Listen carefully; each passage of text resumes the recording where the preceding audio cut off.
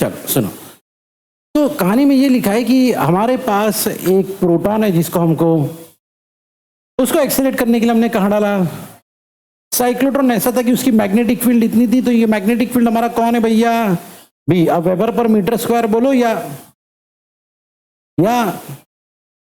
Tesla, T for Tesla. Okay everyone here, इससे पहले हमने पढ़े एवरीवन। ओके चलो, तो हमने मैग्नेटिक फील्ड इतना अप्लाई किया, लिखा है find the time period for reversing the electric field. एक चीज याद रखना, हमने यहाँ पे क्या यूज किया, प्रोटॉन। तो जब हम लोग फॉर्मूला यूज करेंगे ना, तो उसमें हमको m की जरूरत पड़ेगी। m कौन sir, mass of the proton. तो मास ऑफ द प्रोटॉन फिलहाल यहाँ पे दिया हुआ है, नहीं दिया हुआ है तो भी हमको याद रखना है। मास ऑफ प्रोटॉन याद कर लो जल्दी से, मास ऑफ प्रोटॉन है ये।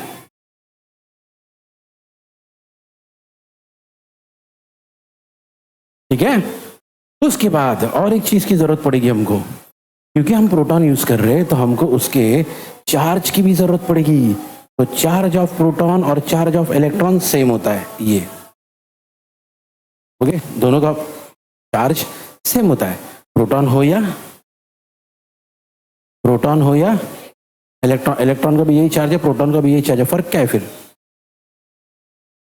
फिर, प्लस माइनस का फर्क है। प्रोटॉन प्लस में होता है, इलेक्ट्रॉन नेगेटिव होता है। ठीक है, चलो बात। तो अब हमको निकालना क्या है, हाँ अली पढ़ना, क्या निकालना है, फाइंड द, सुनो मेरी बात ध्यान से। तो हमने सुना था एवरीवन कि 2d, कमान इधर इधर इधर इधर इधर फटाफट, हमने सुना था 2 और 2d के ऊपर एक क्या एक चार्ज होता है जो सेमी सर्कुलर ऑर्बिट में घूम रहा होता है ना। पहले एक डी में घूमता है, फिर दूसरे में। और आपको ये भी बताया गया था कल कि जब तक ये एक डी में घूमता है तब तक चार्ज, याद है ना। ओके, अगर ये प्लस है तो ये माइनस हो जाएगा, माइनस है तो प्लस हो जाएगा, है ना। तो पूरा एक चक्कर लगाने के लिए जितना टाइम लगता है, फुल वन कंप्लीट सर्कल के लिए जितना टाइम लगता है, उसको हम लोग बोलते हैं टाइम पीरियड, कैपिटल टी। लेकिन इस बार हमको पूरा टाइम पीरियड नहीं पूछा, हमको सिर्फ ये पूछा है find the time period for reversing the electric field. मतलब अगर ये डी प्लस है तो जब इसका साइन माइनस हो जाएगा तो कितना टाइम लगेगा। देखो हमको मालूम है, जब तक हमारा चार्ज एक सर्कल का आधा हिस्सा क्रॉस करता है, आधा हिस्सा, तब तक चार्ज। तो इसका मतलब ये है, अगर हमारा चार्ज एक सर्कल कंप्लीट करता है 10 सेकेंड में, एक सर्कल कंप्लीट करता है 10 सेकेंड में, और अगर आपसे कोई पूछे भैया वो जो डी का चार्ज चेंज होने में कितना टाइम लगता है, तो हम लोग कितना टाइम लेंगे, 5 सेकेंड। कितना लेंगे, क्योंकि हमको मालूम है ओके, हर आधे सर्कल में हर एक बार चार्ज चेंज हो जाता है ना। ओके, तो अगर पूरे सर्कल का 10 है बराबर, इसका मतलब इस बार हमको टाइम पीरियड नहीं निकालना है, इस बार हमको टाइम पीरियड का आधा निकालना है ना। तो याद रखना, ये जो लिखा है ना, क्या लिखा है सब बोलो, वशिरा पढ़े आपने, वशिरा पढ़ेंगे अकेले जोर से पढ़ो। हाँ, find the time period for reversing, याद रखना, इसमें कंफ्यूज नहीं हो जाना। बोले sir find the time period, बोले तो मैंने कैपिटल टी निकाला। अरे भैया कैपिटल टी नहीं पूछा हुआ है, उसने पूछा है भैया वो टाइम बताओ जिसमें इलेक्ट्रिक फील्ड आपका रिवर्स हो जाता है ना, उतना टाइम बताओ। तो हमने क्या किया भैया, हमने एक आइडिया लगाया कि भैया पूरे टाइम के लिए टी लगता है तो आधे टाइम के लिए टी बाई 2 लगेगा। सही है। अभी हमको मालूम है फ्रेंड, कल हमने फॉर्मूला बनाया था, सुनो, कल हमने फॉर्मूला बनाया था कैपिटल टी का। एक फॉर्मूला था हमारे पास, कैपिटल टी इक्वल टू, कमान जाओ देखो कैपिटल टी का क्या फॉर्मूला है। हाँ, 2 पाई एम अपॉन, याद है कैपिटल टी इक्वल टू क्या था। तो भाई इस बार लिखा है टी अपॉन 2, क्या लिखा है, तो क्या होगा 2 क्या हो जाएगा, कैंसिल। तो अल्टीमेटली क्या मिलेगा, याद रखना, पूरा सर्कल होता तो हम लोग यहाँ पे 2 डालते, लेकिन पूरे सर्कल की बात नहीं चालू है, सिर्फ आधे सर्कल की बात चल रही, इसलिए हमारा 2 हट गया। तो इस बार हमारा फॉर्मूला ये है, स्मॉल टी इक्वल टू, बोलो सब बोलो ना, स्मॉल टी। चलो सब चीज है कि हमारे पास, देखते हैं सबसे पहला बंदा कौन है, मालूम है हमको पहले से 3.142 m mass of the proton. Question में दिया हुआ है, नहीं दिया हुआ भी हमको याद रहेगा। Q चार्ज ऑफ प्रोटॉन जो कि ये होता है। B क्वेश्चन में दिया हुआ था, B कितना था भैया 1.4, यानी हमारे पास सारी चीजें है ना। तो अब यहाँ पे करना है हमको कैलकुलेशन, ठीक है फाइन एवरीवन। तो यहां तक की पहले कहानी देख लेते भैया, क्या क्या हुआ है, कौन सी जोर से। इस साइक्लोट्रॉन के टॉपिक में अगर आप देखोगे दो ही तो फॉर्मूले, एक टाइम पीरियड का फॉर्मूला है, देखो उसी एक ही आंसर में फॉर्मूले सारे, एक टाइम पीरियड का फॉर्मूला और एक काइनेटिक एनर्जी का फॉर्मूला। तो दो ही टाइप के क्वेश्चन आ सकते हैं, या तो वो टाइम पीरियड के फॉर्मूले पे बेस्ड जो अभी अभी हमने देखा, और दूसरा काइनेटिक एनर्जी के ऊपर बेस्ड जो अभी हम लोग देखेंगे। क्वेश्चन नंबर 28, सब लोग पढ़ लो खुद से। तो सुनो भाई, फिर एक बार बताता हूं, इस क्वेश्चन में बोला गया था अल्फा पार्टिकल। क्या बोला गया था, अल्फा पार्टिकल का मतलब हमेशा याद रखना कौन, तो हीलियम ऐसा लिखा था 4 2, ये 4 कौन है, बोलो ना, मास नंबर, और 2 कौन है, एटॉमिक नंबर, इसलिए यहां पे लिखा है देखो, इसका चार्ज है 2e। चार्ज क्या है भाई, चलो ठीक है, अगर इसका चार्ज 2e है, इसका मतलब Q इक्वल टू क्या है 2e, बराबर। यहाँ पे क्लियर लिखा है अल्फा पार्टिकल का चार्ज क्या है 2, तो 2e, तो इसका मतलब इसका Q है 2e, और E की वैल्यू अभी अभी देखे थे पिछले आंसर में भी क्या होता है, देखो इसको, तो ये हो गया हमारा Q, ठीक है। अब क्या किया हमने, इस अल्फा पार्टिकल को एक्सेलरेट किए, क्या किए, an alpha particle is accelerated and moves in a vacuum tube with kinetic energy दी गई है, काइनेटिक एनर्जी दी गई, किसमें दिया हुआ है, MeV, मतलब कैपिटल M क्या होता है, हाँ क्या होता है, कैपिटल M क्या होता है, फट फट फट, इधर उधर उधर उधर, खड़े खड़े, हाँ मोलार, अच्छा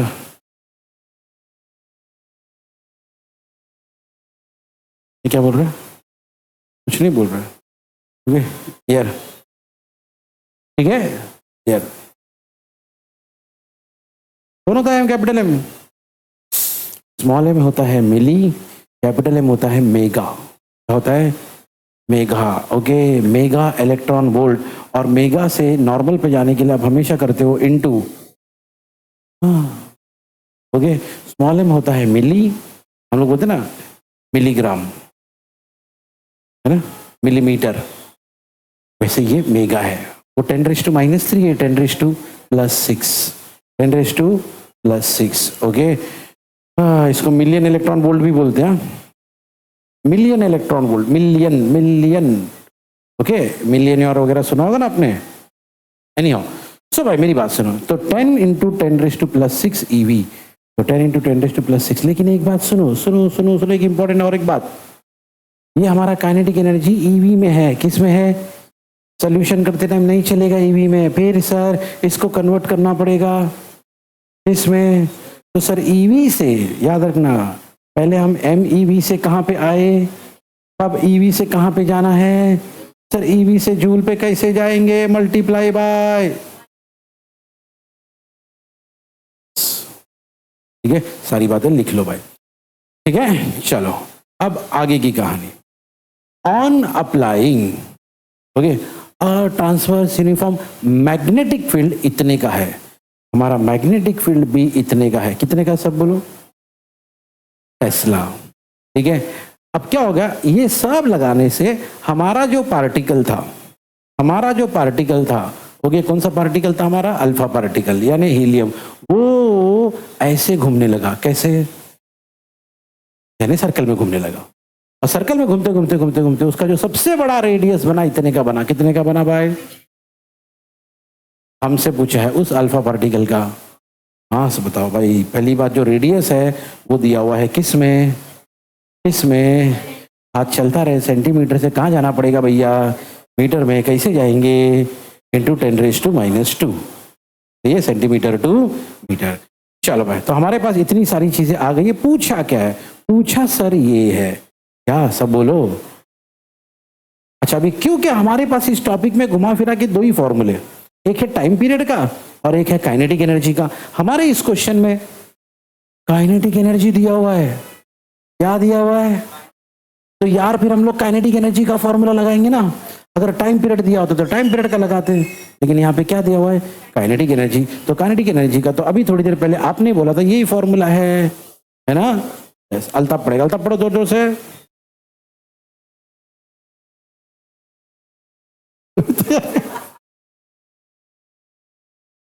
फिर पढ़ना बाबा जोर से।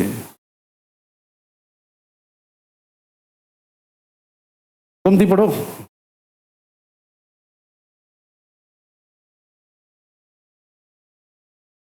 चल ईगो पे ले ले।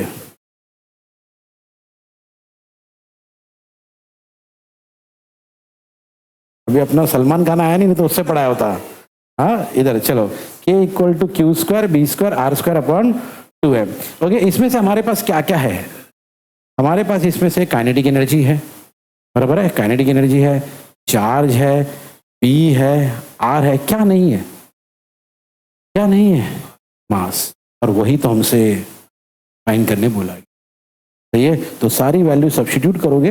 ओके, बस सारी वैल्यू सब्स्टिट्यूट करोगे, सिर्फ एक बंदा आपके पास नहीं है, कौन?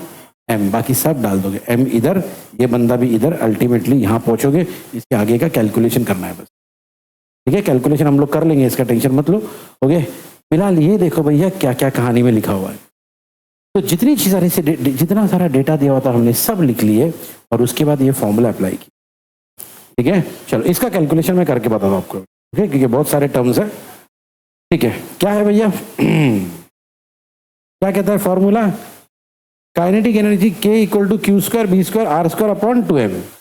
K equal to q square b square r square upon 2m। हमारा इंटरेस्ट किस में है? m में, तो m को यहाँ ले लेंगे, q square b square r square upon 2k। चलेगा? चलेगा। चलो भाई m इक्वल टू, चलो एक एक करके बताओ अभी। q कितना है भैया? q यही है कि q, याद करो जरा, q किधर था? यही है ना q। ओके, हाँ याद है ना q इधर, ये तो मल्टीप्लाई करके ये आया था। कम ऑन, हाँ ये गुमती पढ़ना क्या आया था? हाँ लेकिन मैं ना जानबूझ के ये लूंगा, 2 into 1.62 into 10⁻⁻19, 2 into 1.62 into 10⁻⁻19 the whole square. उसके बाजू में b है, ये b कितना था हमारे पास? 1.851।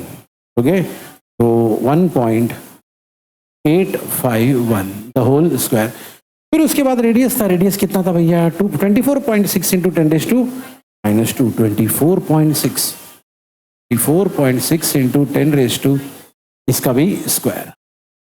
तो ये नीचे 2 और फिर फाइनली काइनेटिक एनर्जी कितना दिया गया था भैया? ये देखो, सब सॉल्व करके कितना है? 1.62 इंटू 10⁻²। अच्छा ऐसे भी रख सकते हैं ना, इसको ऐसे ही रख दिए तो चलो ठीक है, 1.62 इंटू 10⁻⁻19 इंटू 10⁻² कितना? ये 7 ना। हाँ ऐसा क्यों कर रहे सर आप, पता चलेगा अभी। इंटू 1.62 इंटू 10⁻⁻19 इंटू 10⁻+7, यही था, यही था। क्यों किया सर आपने ऐसा? अरे क्योंकि देखो ना, एक चीज बड़ी आसानी के साथ चल हो रहा है, मल्टीप्लाई करने की क्या जरूरत है फिर, है ना? उन्होंने क्या किया, पहले इसको मल्टीप्लाई किया, ये किया, वो किया, अरे काहे को करने का, अरे कैंसिल करो ना, ठीक है? और अब देखो क्या बचा, ऐसा करने से हमारे पास क्या बचा? 2 के ऊपर क्या है? स्क्वायर। अच्छा एक कैंसिल हो गया, 2 थे ना, एक कैंसिल हो गया, एक बचा, यानी m इक्वल टू हाँ 2 का हो जाएगा 4 इंटू 1.62 इंटू 10⁻⁻19 इंटू 1.851 का स्क्वायर हट गया ना, 2 का स्क्वायर हो गया 4, इसमें 2 थे, एक कैंसिल हो गया, एक बच गया। कमान सही है ना? चलो इधर क्या आएगा भैया? 1851 इंटू 10⁻³ का स्क्वायर। यहाँ पे क्या आएगा भैया? 246 इंटू 10⁻⁻1 इंटू 10⁻² का स्क्वायर। नीचे क्या आएगा भैया? 2 इंटू 10⁻+7। ठीक है, चलो ये 2 और ये 2 कैंसिल हो गया, 2 बचा, बराबर। ओके, अब जितने डेसिमल है सब हटा देता हूं मैं, तो क्या मिलेगा, यहां लिखता हूं मैं, everyone here, m equal to 2 into 162 into 10⁻⁻², देखो जरा, इंटू 10⁻⁻19 इंटू 10⁻⁻19 इंटू 1851 का स्क्वायर, 1851 का स्क्वायर इंटू 10⁻³ का स्क्वायर 10⁻⁻6,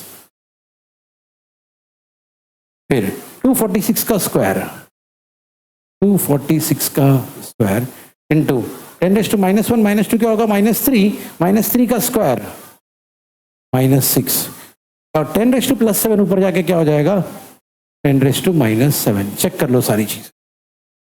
ओके, अब जितने भी माइनस है, ओके, जितने भी 10⁻² वाले टर्म्स है, पहले उसको मार्क कर लेते हैं। भैया इधर एक है, इधर एक है, इधर है और इधर 2 है। ओके, बाकी सब नंबर मैं लिख रहा हूं, खाली मुझे बताओ 10⁻² कितना आएगा। m equal to 2 into 162 into 1851 the whole square into 246 the whole square into, चलो बताओ 10⁻² क्या आएगा। और सॉल्व करो यार, सॉल्व करो, प्लस माइनस में वैसे ही बहुत मिस्टेक कर रहे हैं।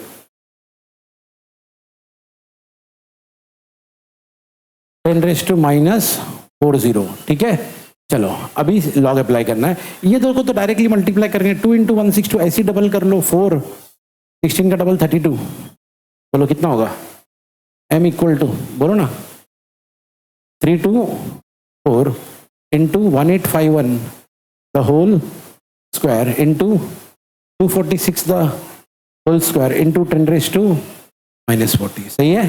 अब इस पे अप्लाई करेंगे लॉग, ठीक है। अब सम ठीक ठाक हो गया एकदम, लॉग अप्लाई करेंगे। नंबर याद रखना बराबर, क्या क्या है, पहले क्या है, 3 2 4, तो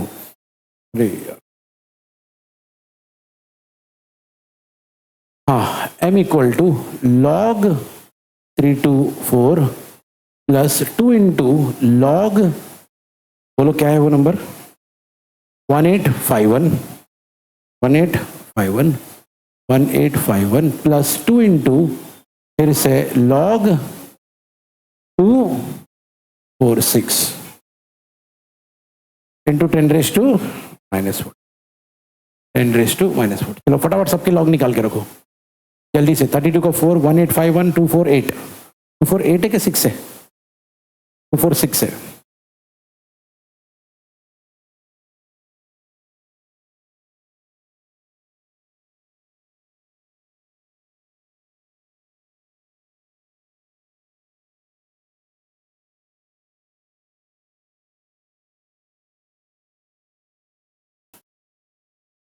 बोलो 324 का 2.5105 plus 2 into 3.2674 plus 2 into 2.3909 into 10⁻⁻40, ठीक है।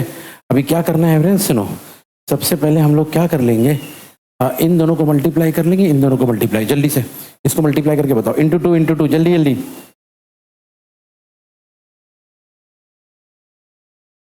हाँ बोलो, 2.5105 प्लस, एक सेकंड से, खाली एक जन बोलो, गुमती बोलो जोर से, 5348 प्लस 4.78 इंटू 10⁻⁻40, तीनों को प्लस कर दिए, ये कितना है,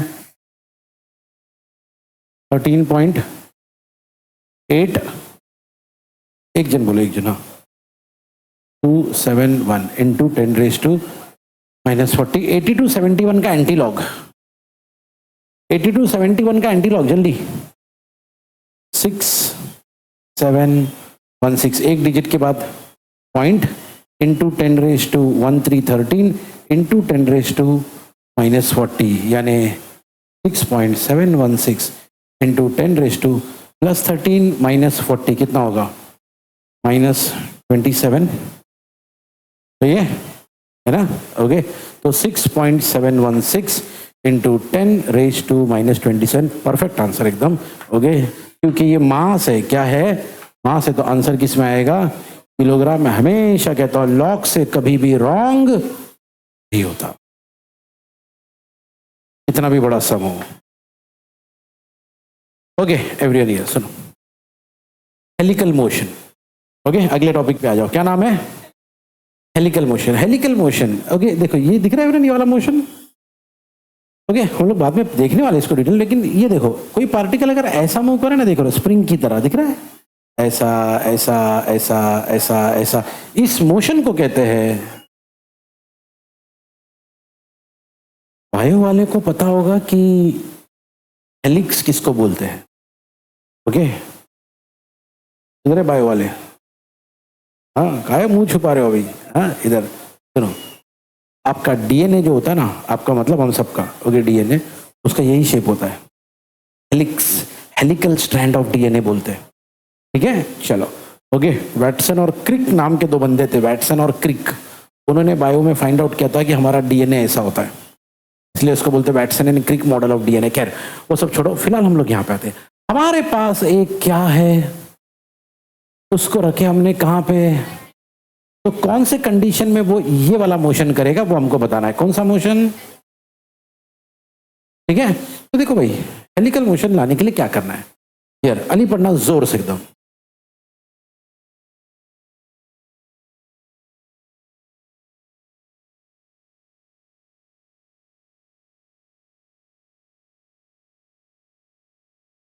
बार अपॉन एल। ओके सुनो मेरी बात, सुनो क्या बोलना चाह रहा है, ये सुनो। बोले मान लो आपने एक चार्ज पार्टिकल लिया और उसको रखा यहां पे, कहां पे? अब हमने तो यही सुना था कि चार्ज पार्टिकल को अगर आप मैग्नेटिक फील्ड में रखोगे, तो हमने सुना था कि वो मैग्नेटिक फील्ड और इलेक्ट्रिक फील्ड को परपेंडिकुलरली जाता है। कल हमने पूरा दिन यही पढ़े है ना,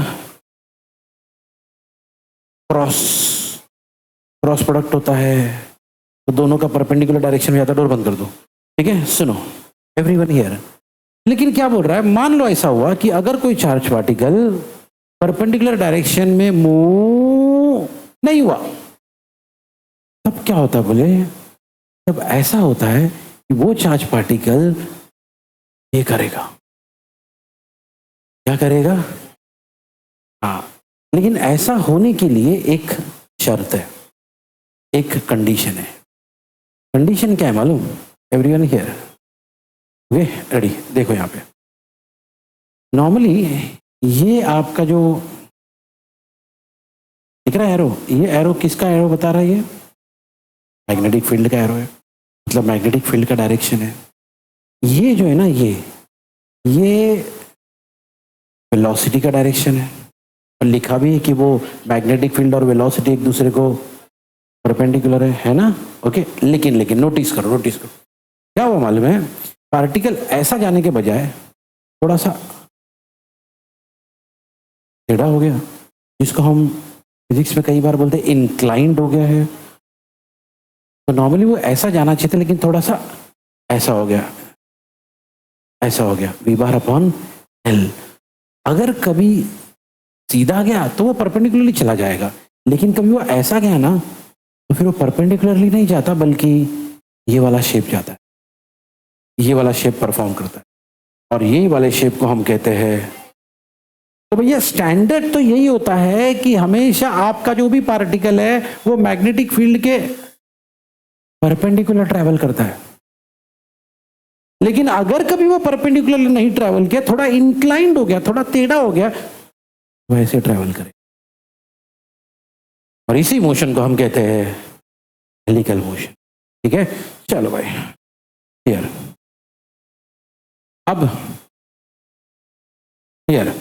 अब इस केस में मैग्नेटिक फोर्स कितना है, तो मैग्नेटिक फोर्स के लिए हमको क्या करना पड़ेगा, दिस क्रॉस दिस। ओके, अब देखो ना, हमारा वी बार नहीं है, वी बार क्रॉस एल है, तो V bar cross sorry V bar upon L, तो V bar upon L cross V bar. सब बोलो क्या, अरे बोलो ना, V bar upon L cross V bar. Okay, अब सुनो, V bar upon L in cross B bar. अब हमको तो मालूम है A bar cross B bar normally क्या होता है, ए बी साइन थीटा, है ना, क्या होता है। चलो मान लो कि ये दोनों आपस में, बोलो ना, पैरेलल है, मतलब थीटा जीरो है, थीटा। तो अगर साइन जीरो है, साइन जीरो तो ये पूरा का पूरा जीरो कर देगा, तो अल्टीमेट आंसर, हाँ इसका मतलब एवरेन आई क्यों नहीं है इंटीग्रेशन के अंदर, बुक में देखो सब लोग, अपने पास स्क्रीन पे नहीं है ये। आई क्यों नहीं इंटीग्रेशन के अंदर, क्योंकि आई कांस्टेंट है, आई कांस्टेंट है, इसलिए वो इंटीग्रेशन के अंदर नहीं है। ठीक है, अब अगले स्टेप में देखना, इंटीग्रेशन सिर्फ डीएल के ऊपर है, बी के पावर बी पे भी नहीं है। दिख रहा है, क्यों बताओ, क्योंकि बी कौन है, और आपको पता मैग्नेटिक फील्ड दो टाइप की होती है, मैग्नेटिक फील्ड दो टाइप की होती है। मुबशिरा कौन से दो टाइप, हाँ यूनिफॉर्म और, तो जो ऊपर, अगर ऊपर वाला जो फॉर्मूला है ना, उसका भी नॉन यूनिफॉर्म है, उसका भी नॉन यूनिफॉर्म है। आखिरी पॉइंट पढ़ना जोर से अली, हाँ क्या लिखा है, इफ अगर बी बार यूनिफॉर्म हो गया यानी कांस्टेंट हो गया, क्या हो गया, तो भैया फिर इंटीग्रेशन सिर्फ देखो ना, बुक में देखो ना, सिर्फ किस पे देखो, ध्यान से देखना, इंटीग्रेशन को बॉक्स बना के उसको पैक कर दिए पूरा, है कि नहीं। इसका मतलब इस बार ये इंटीग्रेशन सिर्फ किसका है, डीएल का है, क्योंकि इस बार आई भी कांस्टेंट है और बी यूनिफॉर्म है यानी कांस्टेंट है, और कांस्टेंट चीजों को इंटीग्रेशन नहीं देते, है ना। तो इस बार चेंज सिर्फ कौन होगा भैया, एल, ठीक है।